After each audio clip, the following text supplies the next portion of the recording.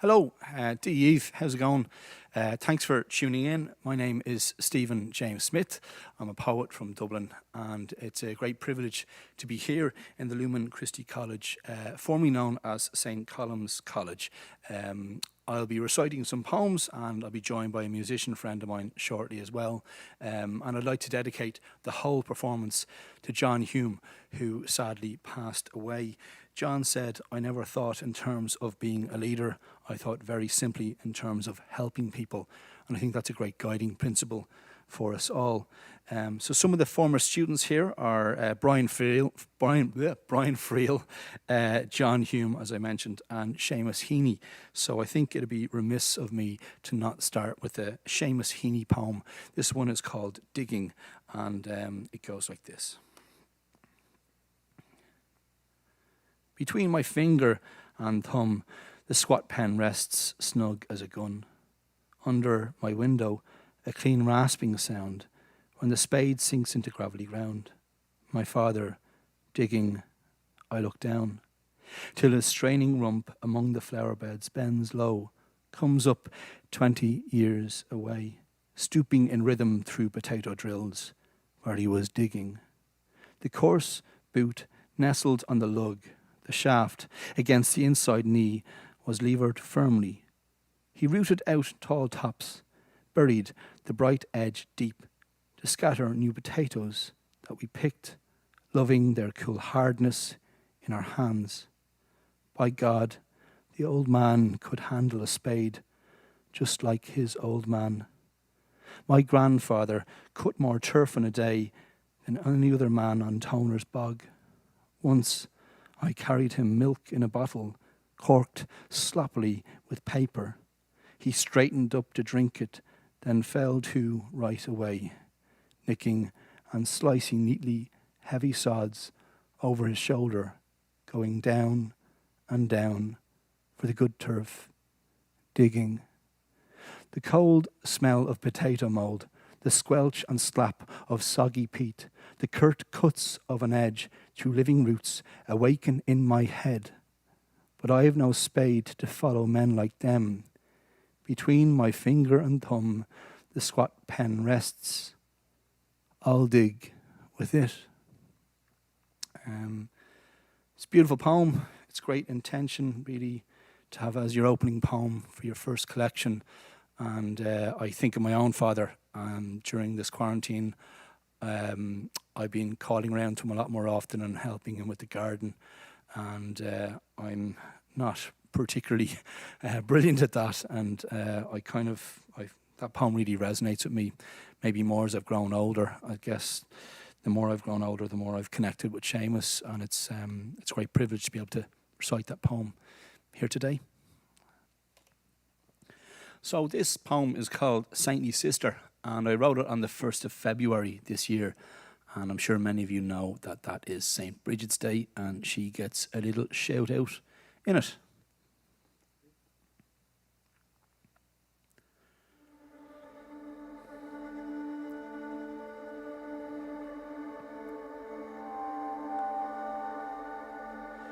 Oh, to have another pair of eyes, for a different perspective and ways of seeing this world. What colour would yours be? Mine, a greeny blue, a hue not lost on you. Teenage trauma led to a black eye and an eventual cataract, blurring my vision and depth of field. Ironic, poets are meant to be prophetic, but I didn't see that punch coming, nor did I expect to be knocked by the answer to my question. Would you like grandchildren? I asked my father. I'd have liked a daughter, he said.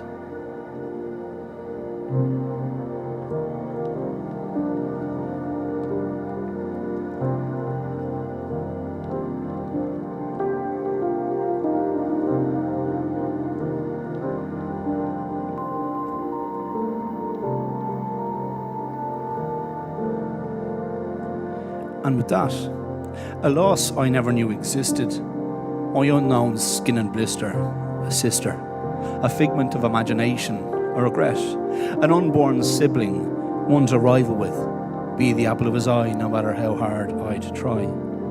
So I write this for you, sister. on this saintly day. So I'll call you Bridget, Mary of the Gales, goddess of poetry, yarner of tales, singer of spring, druidess of oak, holy fire smoke. Teach me of brotherhood, sorority. Take anything you want from me. I don't remember how we first met, because it never happened. But did you hide my bike, help me with homework, push me off the tree? Was I overbearing with my love, protecting you from your partner? Did I do unspeakable deeds when you told me what they'd done? Or was I overjoyed at being the godfather to your first son, making me an uncle? Would I make you an aunt? Who was told first? Or were we both there when cancer was uttered? Were you younger or older? I, the pupil or the master? I'd selfishly rather die first than read at your funeral. Are you pagan in tradition? Shining in both colours, white and silver for snow and ice, pale gold for the passing winter sun, jade green for the first flowers of spring, garnet red for the lambs to be born, amethyst for protection, and the birthstone of February. With the sun's growing strength, you brightened each day, and here you found me, halfway. Between the solstice and equinox, I am a straw boy to your cross, and I sense your healing at this time of rebirth. You've been born, revealing my blind ignorance. Sister, now I find all we have is the imagination to play happy families in the mind. One thing's for sure, though. I know you'd be kind.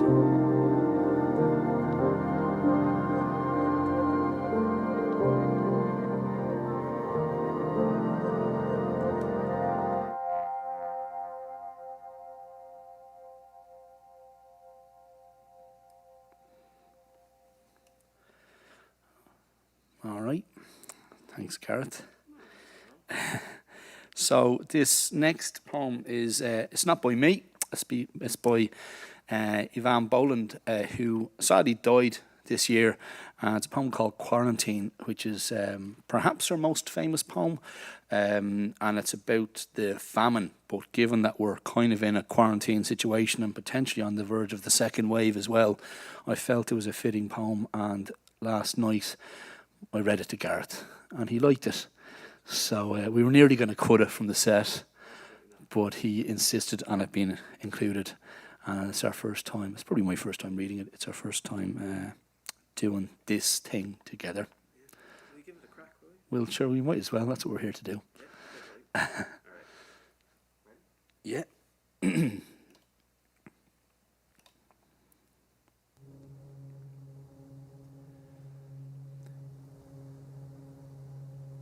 In the worst hour of the worst season, of the worst year of a whole people, a man set out from the workhouse with his wife. He was walking. They were both walking north.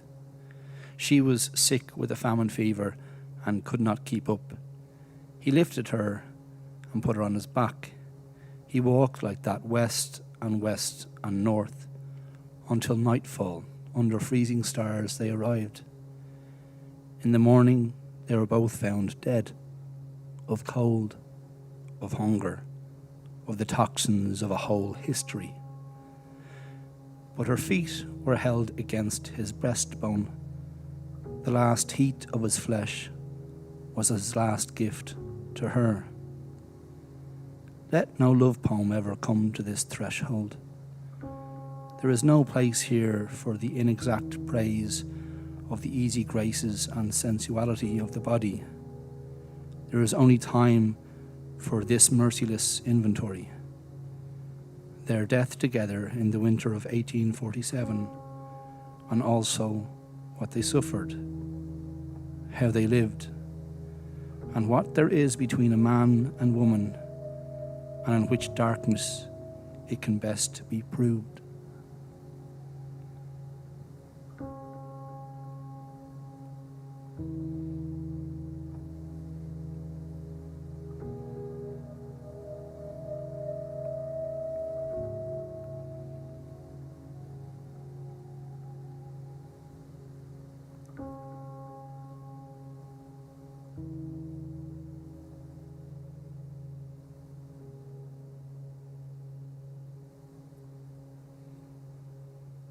I think I'm glad we kept that one in. Found her book in the library, as it happens, so I've no doubt that poem is in there. Van was a fantastic poet who would have kind of written an awful lot about women and suburbia, as it happens, and her work is worth checking out. But on to another kind of quarantine poem. I was asked kindly by an organisation I volunteer with called First Fortnight, a mental health arts festival, and they also provide creative arts therapists for the homeless community. They asked me to write a poem, and I wrote it called Collectively Counting, and Gareth did some of the music on it, along with a friend of ours, Conor O'Brien from Villagers, and there was a nice video made for it as well, which you can all, if you wish, find online. So it's called Collectively Counting. You good to go?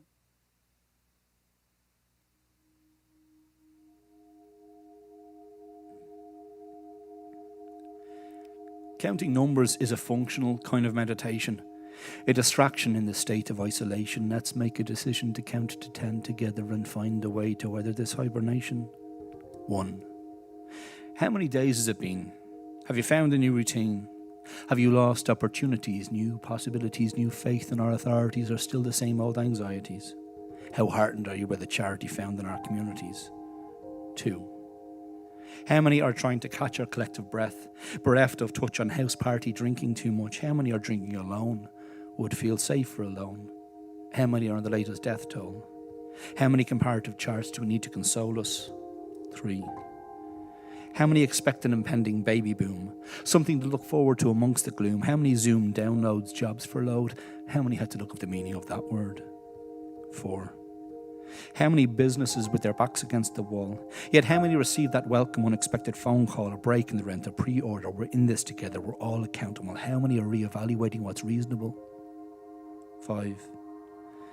How many have discovered creativity, learnt the value of art and opened up to their own sensitivity, baked bread to find some normality? Yet how many are still privately privileged in this captivity? How much increased capacity on daft.ie due to the decline of Airbnb? How many epiphanies? 6. How many unflinching journalists will be the catalyst to cut through the populist rhetoric? How many idealists, realists wrap themselves in a flag at a time of distress? How many care workers or those in nursing home cares will be redressed? 7. How many clap for the front line while sharpening knives? How many complied to save lives? How many hospital tears? Slaughter to your health but slaughter to your wealth. How many facing fears? How much politicking is still done with stealth? How many hands washed? Scars are being masked. Sanitizer sought, which disaster capital bought? 8. How many attempted suicides? Heavy hearts, praying to God. I hear a light heart lives longest, Miran Cree I drummy fod. How many cherished, yet died for this old sod? How many could buy with a wink and a nod? 9. How many aftermaths, new abnormals, fish in Venetian canals? How much collateral damage is done within the rationale? How many great mornings and mourning greatly? How many memorials? How many air miles and carbon footprints saved, which implies rescue? They say this is tough and aren't you? 10. How many leaving certs lost? How much will the college course cost? How many festival gatherings, built up emotions, need to be unleashed? How many empty streets, full coffins, open calls, closed businesses, quick fixes, slowness, stillness, endless to what we bore witness? How much hope, resilience, reconnection, comfort, and thanks? How many? How much? How hard to quantify? How many collectively counting numbers that are people's names, which gives meaning to our lives? How many found reason to notice the seasonal change and the weeping cherry blossom trees blooming? How many were humbled by their beauty, as collectively we wait for their petals to scatter and fall all across Ireland and gather on our streets and lonely lanes? A sort of slow washing again of our pains on the living and the dead. How many will find healing when all has been said? One thing the distance has exposed: our hearts need to be close, not closed.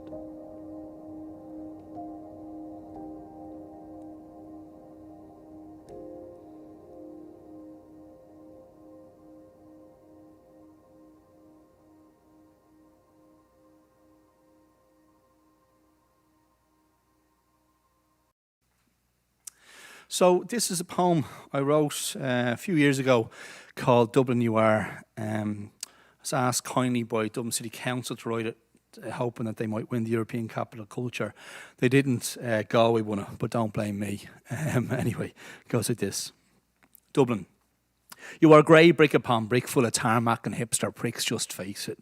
All other places pale in comparison, you are more than some former Saxon garrison, Dublin. Your warmth came too late for John Kerry, Dublin. Are you even sorry, Dublin? You're divided by more than the Liffey. You said yes to equality, it's about bloom and time, yet Dublin you always proclaimed to cherish all Dublin. Your panties are on Capel Street, compromising any papal feats, Dublin. Jedward, awkward, Dublin. You're more than a settlement on the Poddle, but Dublin, what's a crack with coddle? It's shite. Why don't you just admit it, Dublin? You brought back Sam again. But when did you go from the clash of the Ash to exchanging gold for cash? Dublin, Dublin, Oblina, Balyaha Clia, and 180 other tongues your citizens are using to name you, so Cade Mila faltered to all. Dublin, where the power is held by too few in the doll. Dublin, when will you revolt again? 1988 wasn't your true millennium, despite the 50p's in milk bottles. Dublin, you're mine, but I'm happy to share you, Dublin. From RTE, TCD, UCD, U2, SIP2, IFSC, and acrimony, a simple bar, STDs, ODs. ODs, ODs, and OMGs. No longer the second city. Yet you play second fiddle to Google and Guinness to Facebook and on social twits. Dublin, look at yourself. Your tower blocks and tenements are an excuse for a solution. Dublin, come here that I tell you more than rapid dirt birds and banjacks bowsies. An alright story, but yeah, sure, it's all good. Jay's that skull, you why go ball, you McSawyer and the lawyer. Dublin, I cry for you, Dublin. You're a tough bastard. You're full of the softness of all the people on your streets. Margaret Dunn dancing on O'Connell Street, the Dice Man Tom McGinty miming on Grafton Street, Pat Inglesby with his poems Westmoreland Street, your Mollies, Malone, Ivers and Bloom, the Daly, Sally, Sandy Mounts, and the Gospel of Kelly, Drew, McKenna, and Sheehan, the Borsal boys like Brendan Bean, to Glancer Joyce and Enville and looking out to sea. Snow falling slowly on the dead in glass, Nevin, Glenn and Marquette, the one strolling to Christi Brown, willfully controlling a foot to paint pictures and poems to your heroines. Brenda Fricker, the city's mother, and Maureen O'Hara, an enchanting other. Dublin, you are boom and bust, running wild and swift. Dublin, can I trust you? Dublin, your true blue was Harry Clark's cobalt. Dublin, from a thin Nizzy Dicey Riley to a floozy in a jacuzzi. God-fearing Dublin, shooting down Veronica Kieran. Dublin, you're bang bang. 40 coats, Zosimus, a Blind Street poet. Dublin, you were all of us, and all who are yet to come. So let's go to the grave diggers and have a pint. Dublin, remember Stardust and all your waltzing lovers. Big Jim's arms are outstretched tourism people, yet are we under the thumb again, Dublin. Your GPO columns are scarred with the crackle of gunshots, Dublin. Your CCTV will never yield your essence like the shots of Arthur Field's Man on Bridge. You are the Poolbeg Towers and the poor showers begging on Bachelor's Walk. Dublin, you're all talk, yet you have my attention. From Robbie King to Paul Meehan, Dublin's calling, ooh, ah, Paul McGrath, while some say up the Ra, Dublin. Bridging gaps with Joyce and Beckett and finally to Rosie Hackett, Dublin. Paddy Finnegan was forced to sell the big issue on your streets while Daffodil Mulligan was played the bear on beats. Dublin, you say the lish. Dublin, you're full of the Polish and Brazilian speaking Portuguese, and now the Chinese have turned Parnell Street into Chinatown. Dublin, don't let them down. Dublin, don't forget. No blacks, no dogs, no Irish. Dublin perish the thought of you being racist. Dublin Cuchulainn has fled the GPO and is heading for Monto. Dublin, your bay embraces, despite the Sellafield Sea, your mountains frame all your natural beauty. Dublin, no whale and banshee stricken with TB. Dublin, you're European, but you could be Craggy Island in disguise. Gabriel Conroy is heading west because of an epiphany. Just saying, Dublin, the only painted your post boxes green is the Abbey doing all you dreamed. Dublin, you're notorious for campers, senators and seagulls, to Celtic tigers and septic tanks, to singing high kings and rampaging Vikings. Dublin, come here. Take me for a Teddy's and a romantic stroll down by the pier. Dublin, you're a dancing place, a sprawling space of villages and many faces on the edge of an island that's been eroded by the Atlantic, battling with being romanticised. Dublin, are you dynamic, struggling with identity, changing for the better, changing for us? Don't be scared to change. Don't be scared. We're with you, always, my friends, my home. Mentioned 50 times in this poem, we live in you, with you, my city, my Cree. I love you. Most of the time, you see, Dublin, you are me.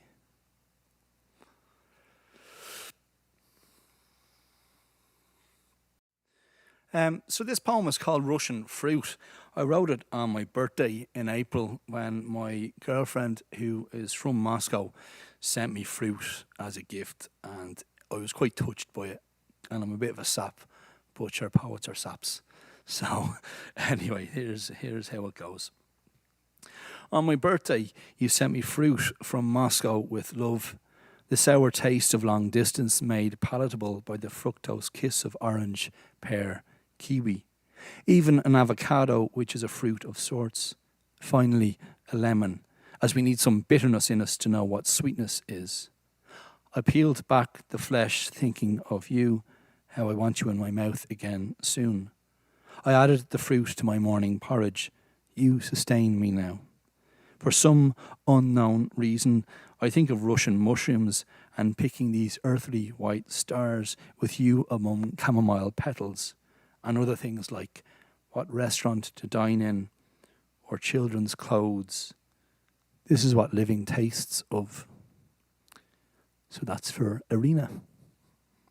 While Stephen's away looking for fairies, I'll perform an instrumental piece called Teresh, which was written and released on my third album, Kaimana. The whole album was inspired by this concept of environmental music as it was developed by the Japanese composer Satoshi Ashikawa. And the whole concept is that you would write music that would sit in the environment and naturally and drift like smoke in the air. I've kind of added a few bits and bobs to the live version of it to give it a little bit of a oomph. But yeah, it's all up on Spotify and all that jazz if you'd like to listen to the original version of it. But this would be the live version of Teresh. Thank you very much.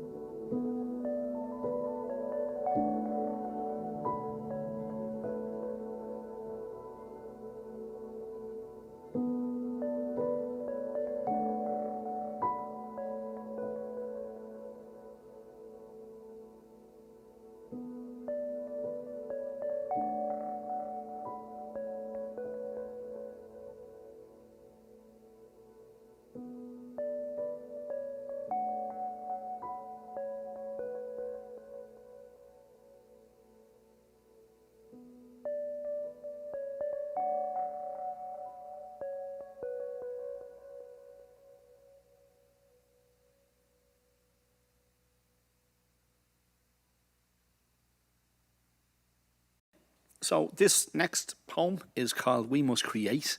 If you care about these sorts of things, it's written mostly in an iambic pentameter.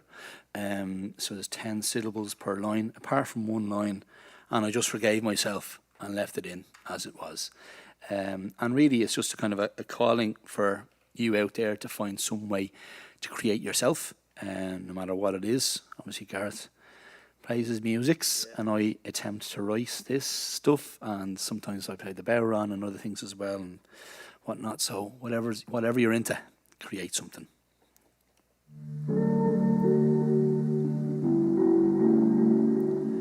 We must create to know who we can be.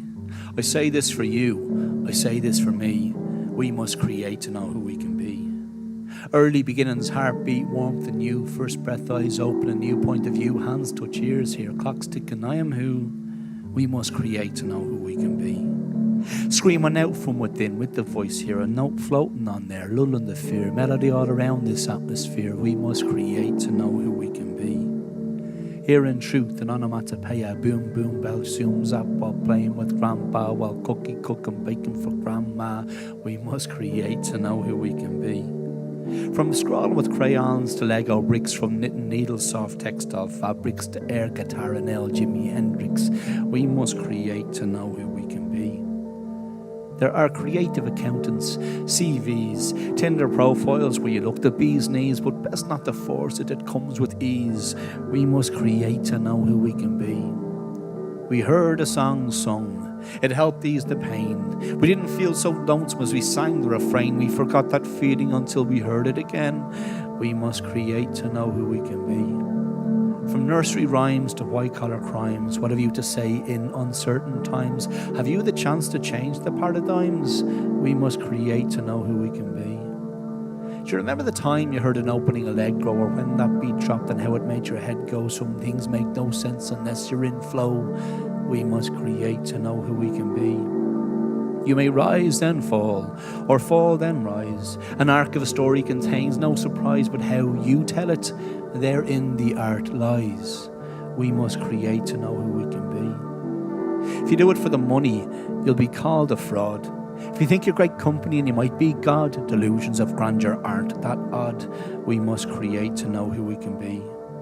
There's all sorts of forms, disciplines, levels, to challenge yourself in the intervals, where you'll find rivals and reasons for approvals. We must create to know who we can be. If it saved you from yourself, and now there's no other way, it doesn't matter how it moved you. Welcome to the ballet. You've just found the peak of Parnassus. Fair play. We must create to know who we can be. I say this for you. I say this for me. We must create to know who we can be.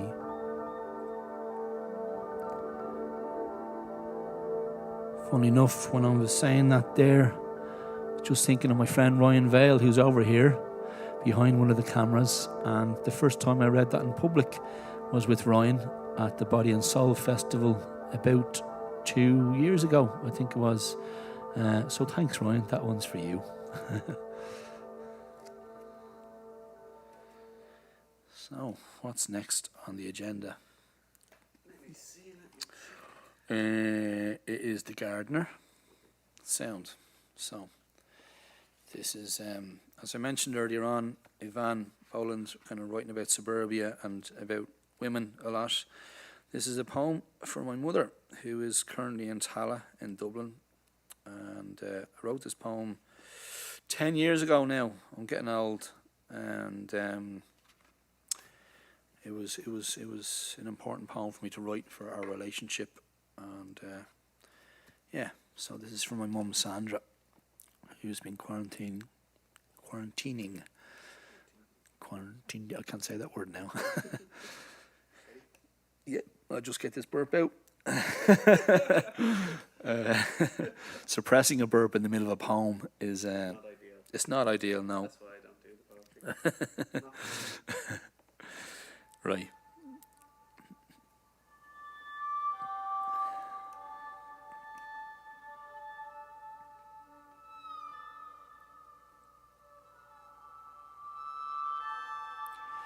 She turned to me and said, "Do you think I'm happy?" And I heard a question that I didn't want to hear. I knew the answer. I've listened to the cry, but the face it had made me uneasy, but I felt the bravery, I felt the realness in the moment, so I answered, you see. She's a gardener who has great plans but works what she's got.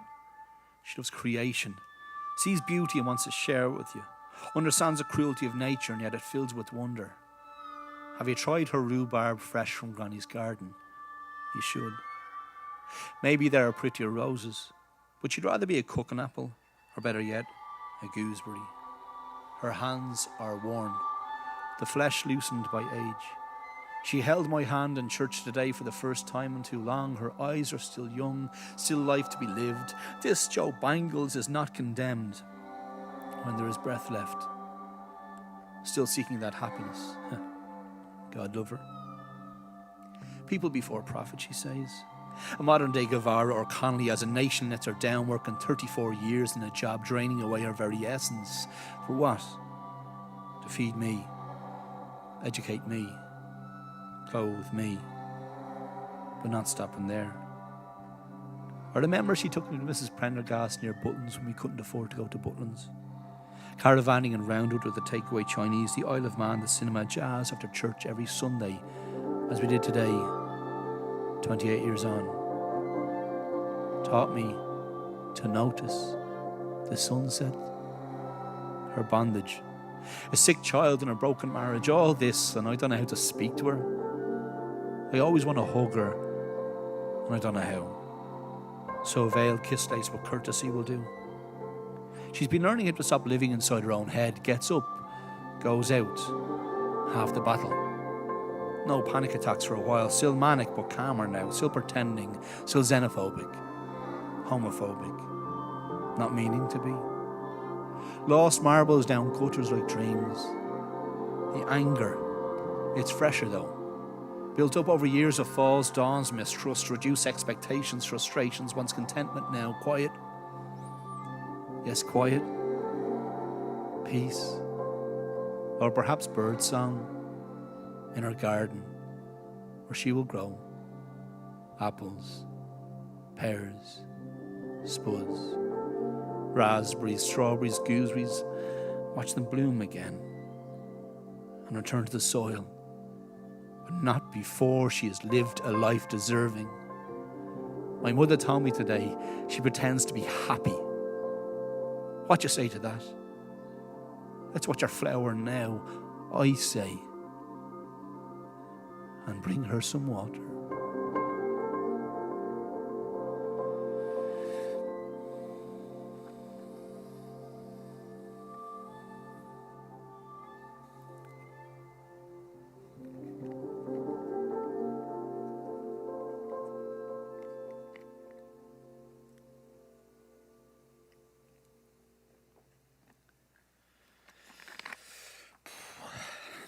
So, where are we at now, Garth? My island. Another shout out to Ryan over there and my friend Owen O'Callaghan, aka Elm Orchestra. I was lucky enough to feature on their award-winning. They won the Northern Ireland Album of the Year. Was that last year or this year? Last year. It's all a blur. Last year, their album Borders. This is a poem that they kind of mashed up between two of mine. One poem called My Ireland and another poem called This Community. And they basically bastardised it and chopped it and copied and pasted it to do this one. And I was actually pretty happy with what they wrote out of it. So it feels fitting to say it in Derry.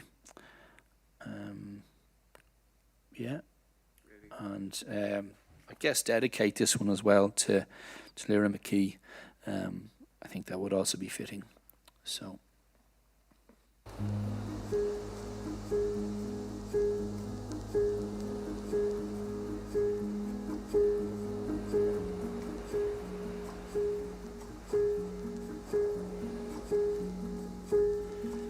This is the community where borders and broader issues are at stake. This community has been feared. We've been to hell. This community is Irish and British, which can be hard to distinguish. And if you think that, you're finished. My Ireland wonders if it's a sovereign people stood under the shadow of a steeple. My Ireland's a rich land dressed by pennies. My Ireland, othered, he, she, non-defined, unexplained, yet to emerge, fluid queers. My Ireland may be drunk on 800 years. My Ireland, oh my, you were oh man. Danny Boy in off this road, Good Friday, Bloody Sunday, an island in trouble, in shock, caught in the crosshairs of a clock. My Ireland, you were a battle for some, the battle of Somme, a rising, a lily, a poppy. My Ireland, your waterways, wildlife, curlew. We just want to live and love on this land with you. As some build walls, we hope for bridges. My Ireland, all kinds of everything, caught in a whirlpool spin. You are part of the world. Look out and look within. Misha Era, Ireland, Hibernia. You were all this. You were all this and more. The Carib, Nor, Foyle, Shore, Shannon, Lagan, Niffy, Lee, and every tributary wash over me. Wash over me. Wash over you. Wash over us.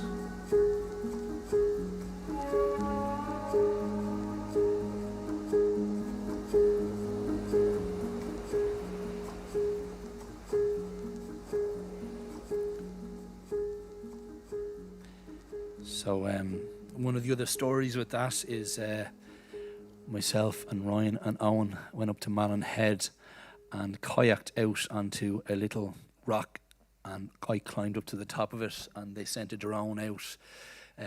So there's a great video for that online if you want to check it out. And I'm scared of heights.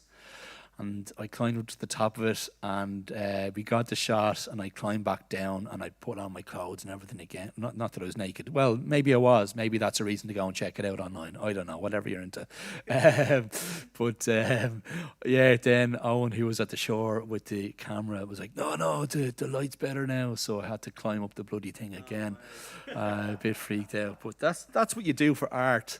So it is. No insurance or nothing, but... check it out, and check out their album, Borders. It was a real honour, to be honest. Yeah, it's great, and the fantastic Moya Brennan also features on it. Cool.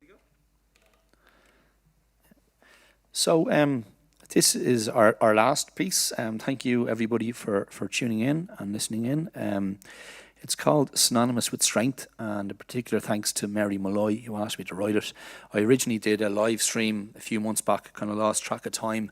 I think it was about 4 months ago, and I gave people prompts that were tuning in, and with the comment section, I kind of collated that together, and the intent was to turn that into a poem, but it felt a bit disingenuous in truth, so I binned it, and I ended up writing this. There's a nice video that went for it as well. That's coming out with it. It may be out already. I'm not sure when this is coming out.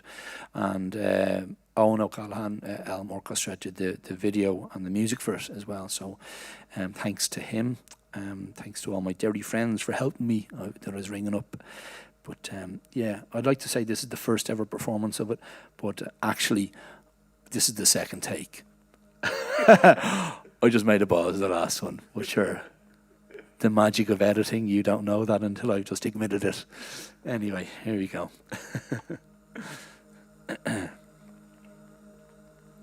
So, synonymous with strength.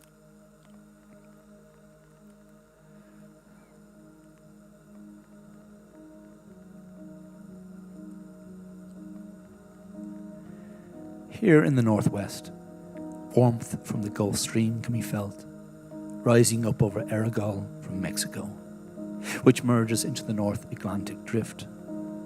As the ocean circulates over time, meeting the Arctic's deep water freeze, we come to understand the impact of pressure. The ebb and flow leaves an impression. Over time, these conditions grew oaks, trees synonymous with strength, whose roots held this place together, named this land Dira, meaning oak grove.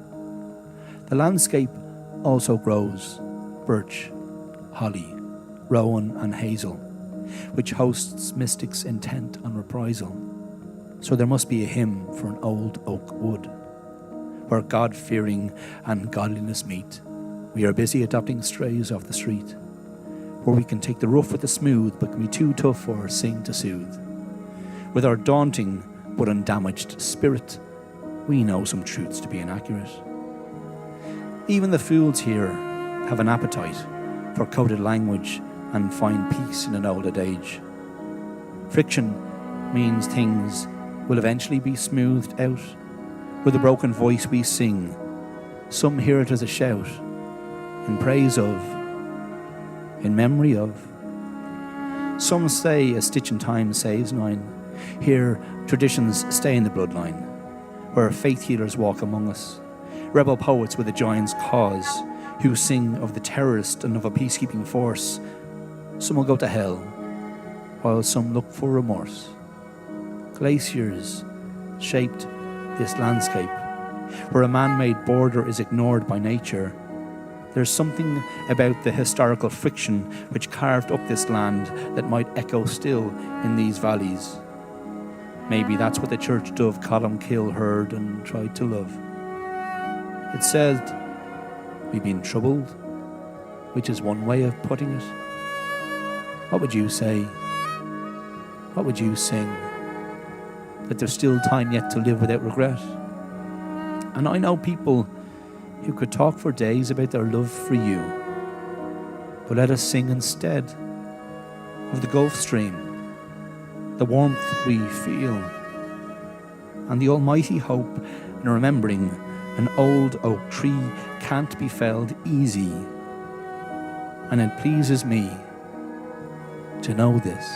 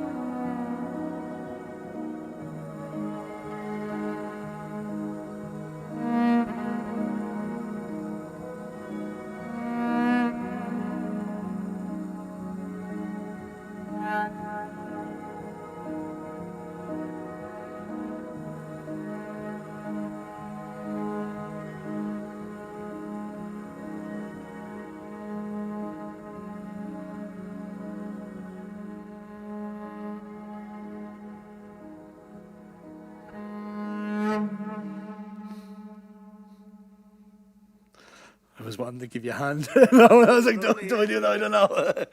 What sort of teamwork is this? So thank you very much for tuning in.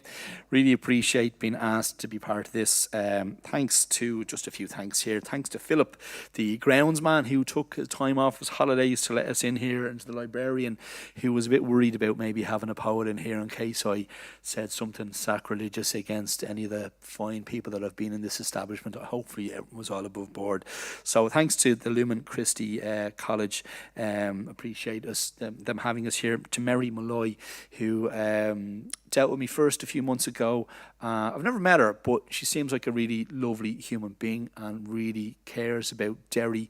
She's a blow-in of sorts, but in speaking to her, it really helped me to connect with it all the more. So thank you to her, especially to Garrett Stewart, who I've dealt with a few times for different bookings, a bit of a legend around here as well. So thank you to him. To the Gas Yard Wall Festival for originally commissioning me to write the last poem. Owen O'Callaghan, aka Elm Orchestra, for composing the music for the last piece and My Ireland and making the video. To Ryan Vale, who is in the room over here, and I've worked with in the past many a time, and hopefully will again in future. To the sound team behind me here as well, and I'm looking forward. I know there's a whole series of events, so hopefully you're tuning in each night. For I know Damien Dempsey is doing it. I've done a few things to him in the past, and many other fantastic humans.